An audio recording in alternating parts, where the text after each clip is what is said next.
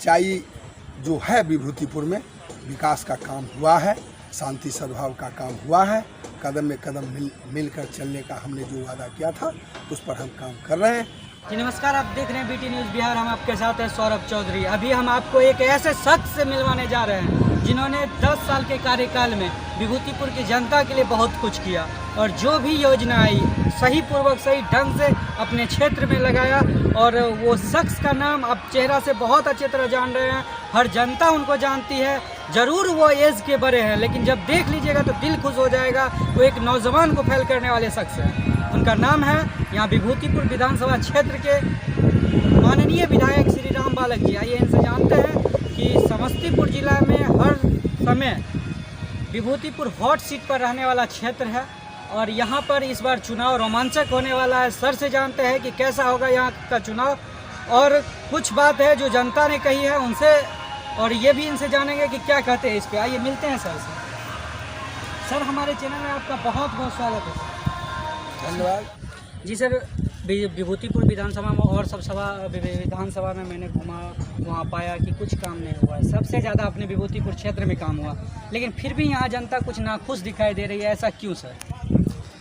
देखिए, हमने विभूतिपुर विधानसभा चुनाव लड़ने के बाद, जीतने के बाद, और जब हम विभूतिपुर के लोगों ने भारी बहुमत देकर के जिताया तो हमने संकल्प लिया कि विभूतिपुर में जो आतंक का राज था, 2010 से पहले आतंक का राज था। अच्छे लोग घर से निकलना मुनासिब नहीं समझते थे। उत्तर बेल्ट के लोग दक्षिण शाम में ले जाते थे, दक्षिण बेल्ट के शाम में उत्तर नहीं आते थे। इस तरह का हालात पैदा था।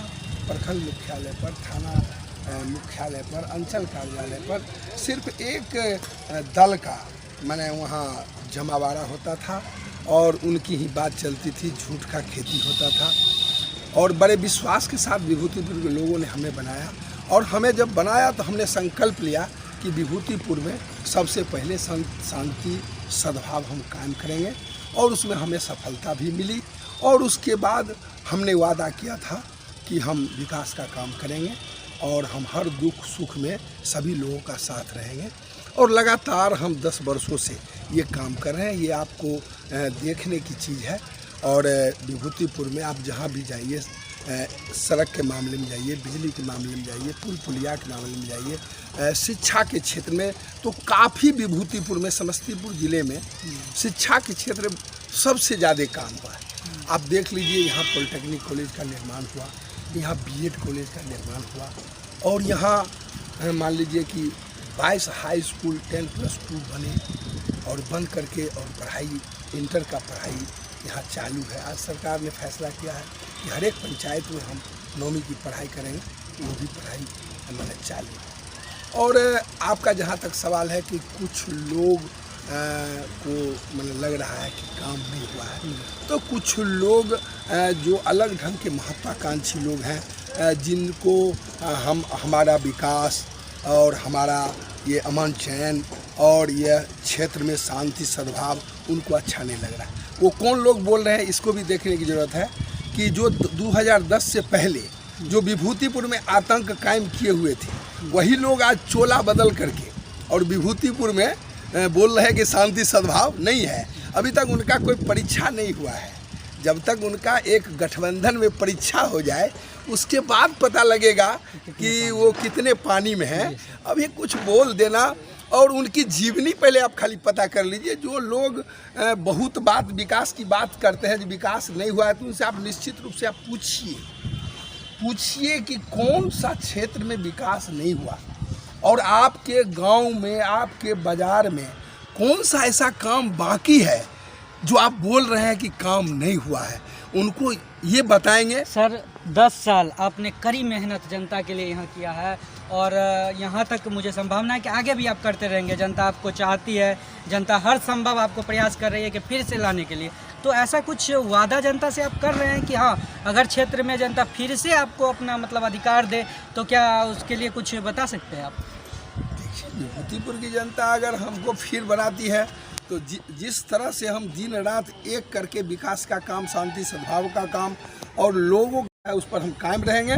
और इससे भी ज़्यादा विभूतिपुर के विकास की ऊंचाइयों पर पहुंचाने का हम काम करें। सर, जहाँ तक मुझे याद है, आज से 10 साल पहले यहाँ तक कि लोग 7 बजे के बाद घर से बाहर नहीं निकलते थे, लेकिन आज 12 बज जाए, 1 बज जाए, फिर भी हमेशा लोग चलते रहते। तो इस पे आपका क्या कहना है? यही बात तो हमारा कहना है कि विभूतिपुर में 2010 से पहले घर से 5 बजे के बाद निकलना मुनासिब नहीं समझते थे। उस समय में यहाँ CPM का राज था, उसके विधायक कामरेड रामदेव वर्मा हुआ करते थे और बिहार में लालू राबड़ी का शासन हुआ करता था। बिहार का जो गति था और उससे भी ज़्यादा गति तो विभूतिपुर में था। विभूतिपुर में तो उस समय विकास की कोई बात नहीं होती थी, खाली लोगों को फंसाओ और वोट को ठीक करो, यही कह करके, और गठबंधन, माय समीकरण, फलना माने जातिवाद, ये सब ले करके लोग बनते थे। लेकिन उसके बाद जब लोग जिताया तो हमने जातिवाद को माने पूरा समूल से हमने समाप्त कर दिया। यहाँ कोई जातिवाद नहीं है, यहाँ सिर्फ विकास की लहर है और विकास की चर्चा है और विकास की बातें हम प्रत्येक संडे को मैंने फेसबुक लाइव पर आते हैं। छोटी छोटी समस्या जो नल जल से जुड़ा हुआ है, कहीं बिजली के कनेक्शन से जुड़ा हुआ है, उन तमाम चीज़ों को भी हम बहुत बारीकी से काम करते हैं। आज विभूतिपुर क्षेत्र में आप जानते हैं कि 3 सब स्टेशन बना है।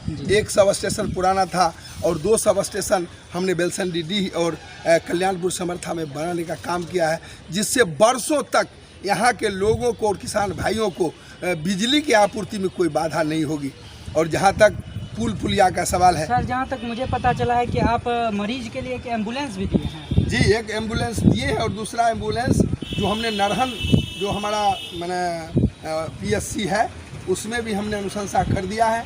और हम पूरी कोशिश में है कि चुनाव से पहले हम नरहन में भी हॉस्पिटल जो था वह 10 वर्षों से मैंने स्टार्ट हुआ था और बना नहीं था, और अभी हम उसको माननीय प्रधान सचिव और माननीय मंत्री जी से मिल करके हमने नरहन PSC भी बनाने का काम किया है और उसमें हमने एम्बुलेंस देने का भी काम किया है, जो बहुत जल्द नरहन। सर, एक क्वेश्चन था कि हर जगह सरकार का कहना है कि बिहार में शराब पूर्ण रूपेण बंद है। दूसरी तरफ सर विभूतिपुर को ही ले लीजिए, यहाँ पे देखिएगा कि होम डिलीवरी का काम जोर शोर से चल रहा है। इस पे आपका क्या विचार है? देखिए, सरकार की जो यह महत्वाकांक्षी योजना था कि गरीब गुरबा जो कमाते थे वो ताड़ी दारू में पी करके अपने उनकी घर की बदहाली थी। सरकार ने ये 16 अप्रैल 2016 को मैंने आदेश पारित करके, और अब जान लीजिए यह शराबबंदी कानूनी तौर पर है। कुछ चाटुकार, कुछ बिचौलिए लोग, कुछ दलाल टाइप के लोग इस तरह का काम करते हैं। इससे बहुत ज़्यादा समाज पर कोई प्रभाव नहीं है। आप देख सकते हैं कि चौक चौराहा, हाट बाज़ार, कितना शांति, शादी ब्याह जो कितना शांति से होता है। पहले के दिनों में कितना लोगों को मैंने झेलना पड़ता था। अब वो सब बात नहीं है, अब थोड़ा मोड़ा है, कानून बना है, लेकिन कानून के पीछे भी तो कुछ चाटुकार लोग होते हैं। सर, कानून की बात कीजिएगा तो विकास दुबे, अभी हाल फिलहाल की घटना है कि आज उनको गिरफ्तार कर लिया गया है। लेकिन बताइएगा सर, विकास दुबे क्या ये पहला घटना की है जो कि उनको गिरफ्तार किया? इससे पहले तो बहुत घटना को अंजाम दिए हैं। जब यहाँ पुलिसकर्मी शहीद हुए उसके बाद प्रशासन मतलब एक्शन ली, उससे पहले प्रशासन क्या सोई हुई थी? इसका जिम्मेदार कौन है सर? देखिए, विकास दुबे मैंने उत्तर प्रदेश के रहने वाले हैं और वहाँ की सरकार आज NDA की सरकार है, और ये पहले से जो समाजवादी पार्टी की सरकार थी उनके रसूख में रहने वाले लोग थे, उनके साथ काम करने वाले लोग थे, और समाजवादी पार्टी के नेता के ही हिमायती थे। जो हमने पेपर और TV के माध्यम से देखा है कि बरसों बरस वह समाजवादी पार्टी के मतलब नेता रहे, इसलिए उसमें हमको बहुत ज़्यादा कुछ नहीं कहना है। सर, आप अपने जनता के लिए मेरे मीडिया के माध्यम से कुछ कहना चाहते हैं? हम तो मीडिया के सभी भाइयों को धन्यवाद देते हैं, लेकिन इतना बात आग्रह हमारा रहेगा कि सच्चाई को पटल पर लाने का प्रयास करिए। सच्चाई जो है, विभूतिपुर में विकास का काम हुआ है, शांति सद्भाव का काम हुआ है, कदम में कदम मिलकर चलने का हमने जो वादा किया था उस पर हम काम कर रहे हैं। आप लोग भी झूठ साज से बचिए। निश्चित रूप से जो गलत तरह का सवाल उठाते हैं उनको बार बार क्वेश्चन करके आप उनसे आंसर जानने का प्रयास करें। जी सर, बहुत बहुत धन्यवाद। अभी आपने देखा कि हमारे साथ मौजूद थे रामबालक जी, जो अभी माननीय यहाँ के विधायक हैं और जनता फिर से इनको विधायक बना रही है यहाँ की, लेकिन अभी कुछ कहा नहीं जा सकता है। और आपने देखा कि हर क्वेश्चन का बखूबी बहुत ही अच्छे तरीके से इन्होंने जवाब दिया और कहा कि जैसे हम कदम से कदम मिलाकर जनता के साथ अभी 10 साल के कार्यकाल में रहे, आगे भी रहेंगे। वह जनता हमारा सपोर्ट कर रही है और आगे भी करेगी। आप देख रहे हैं BT न्यूज़ बिहार से सौरभ चौधरी।